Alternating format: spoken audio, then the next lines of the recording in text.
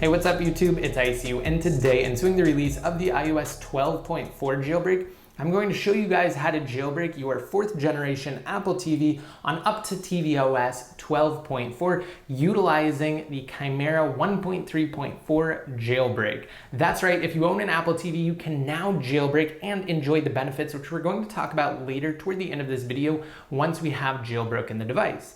Now, in addition to the 4th generation Apple TV, unfortunately you cannot have a 5th generation Apple TV simply because it is lacking a USB-C port. You will also need a few things. Basically everything you need to already utilize your Apple TV, including the Apple TV remote, your power cable, an HDMI cable, but you're also going to need 2 extra things, a USB Type-C cable, because that's how we're connecting to the 4th gen Apple TV, as well as a computer, because we're utilizing Cydia Impactor to sideload the Chimera IPA onto the 4th gen Apple TV. That's the only way we can get it on there, and that's why mostly you can't utilize this method for the 5th gen Apple TV, unfortunately, or the 4K Apple TV. So, having said that, again, you're only going to need to download 2 things. First of all, you will need the latest Chimera IPA as well as Cydia Impactor, both of which can be found down below in the description on the very first link. It's a written tutorial, so if you need to follow along there instead of this video tutorial, you can do so. And of course, it also has those download links as well.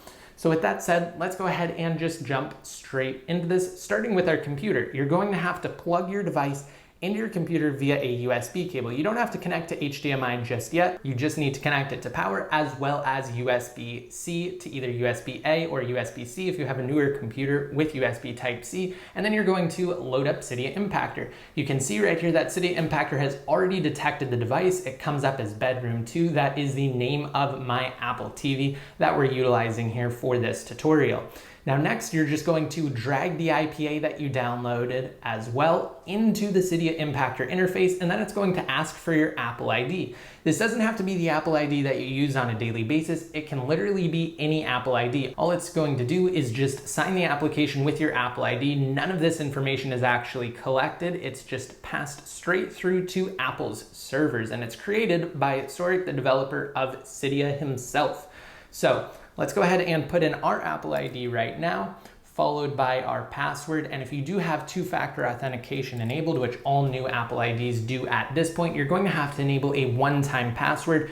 Just go to appleid.apple.com in your browser of choice, sign in, and then scroll down a little bit to where it says generate a one-time password, and then just put in anything. You can put in like Chimera or Apple TV or whatever it happens to be. The name is irrelevant, and then it will generate a password, and that's what you're going to put inside of Cydia Impactor when it does ask for a password. Again, that's if you have 2-factor authentication enabled.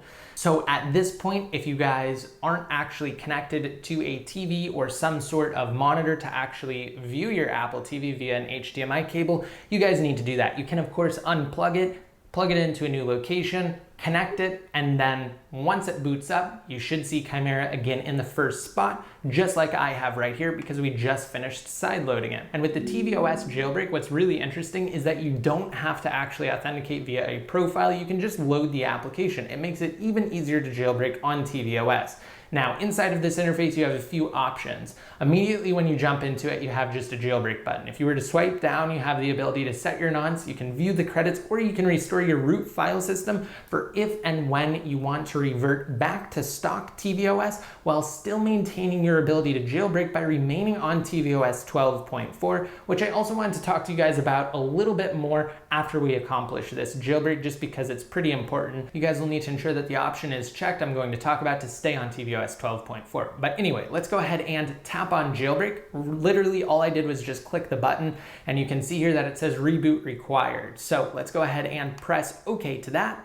And the Apple TV is just going to reboot, and I will be right back. It's very similar to the process on iOS. All right, so now that we are back up, we're just going to launch the Chimera application again, and we're going to click the main button in the center, jailbreak. It did finish there, and it just went through a respring, so it's working on coming back up right now. And once it is up, I will show you guys that we now have a new nitoTV application. It just has a splash screen that says nitoTV, so it puts you straight into that. That is basically what you get when you jailbreak. That's the main thing that we have now, of course, in addition to Chimera, but that is just to accomplish the jailbreak and also to, of course, to reapply the exploit and patch the kernel and get all of the things that you've installed via nitoTV to actually function. Remember, this is not an untethered jailbreak, so every time your Apple TV reboots, you're actually going to have to go back inside of Chimera and you're going to have to click on that main jailbreak button. But that shouldn't be too much of an issue because I guarantee you guys aren't unplugging your Apple TV too frequently. Sometimes you can go for months without having to rerun it. So basically, nitoTV is the Cydia or Chimera equivalent for the Apple TV. Let's go ahead and launch it up once more. And you can see here that we have a few featured packages that we can install. What's really cool about this is that you can even add your own sources and you can install packages from them as well. Again, this is very reminiscent of Cydia, albeit, kind of adapted for the 4th gen Apple TV here, because we do have an Apple TV-esque interface. But you'll see when I go to install Flappy Bird, for instance, just go ahead and tap it, followed by install, and then install. We don't need to add it to the queue. It can just get straight into it. We have this command line that is very reminiscent of Cydia or the detailed view inside of Chimera. And now it has installed successfully, so we can go ahead and respring. So let's just make sure it's selected. Tap on respring, and once it comes back up, I'll be right back. Now, after the respring finished, I didn't see the Flappy Bird app. I was a little confused, so I launched up nitoTV once more, only to see that there were 6 available updates. So if it doesn't appear for you right off the bat, like it didn't for me, after a couple resprings, it probably will. And you should see those updates and you should go down to install all of them. Once those updates are installed, you will see things that you install via nitoTV on your device's springboard. So I'm gonna go ahead and respring now, and I'll be back once this one finishes, and hopefully we should have the Flappy Bird app now.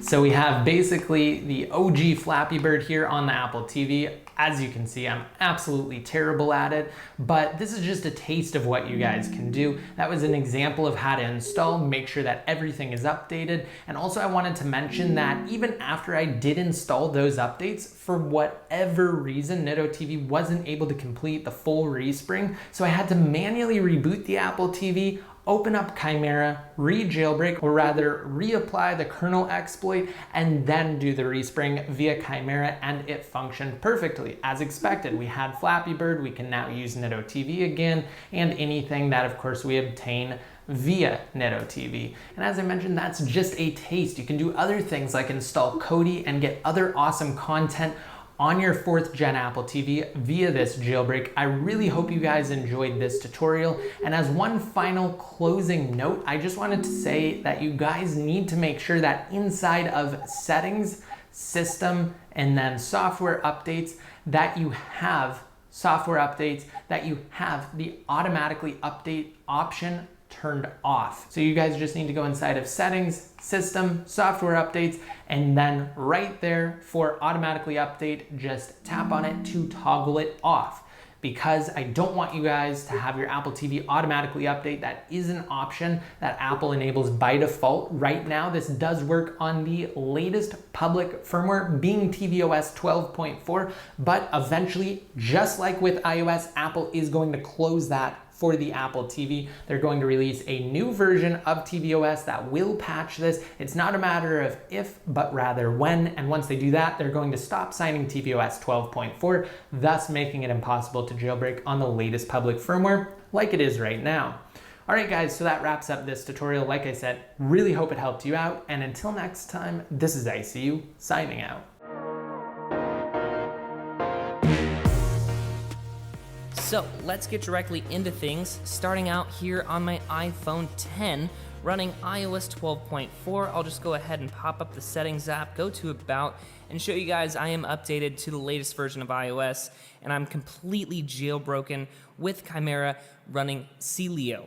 Well, let's talk about some Celio tweaks right off the bat. One of my favorite ones that just came out is called Fluid Taps. Now, either at the top or at the bottom, you can literally just swipe to go to the next screen, or down here on the bar, as you guys can see, you can just swipe between tabs. And again, this works on both Cydia and Celio, as well as third-party applications, anything with a tab manager. manager, but I think this works really well right within the package manager. So next up we have SIL actions. If you guys just tap and hold, you can actually reinstall or uninstall tweaks just like that, add them to the queue, and the really cool part is you can go ahead and click confirm, let it do its thing, and when you're done, when you click done right there, restart Celio, instead of restarting the springboard, it actually takes you back right to your installed packages so you can begin to install more packages.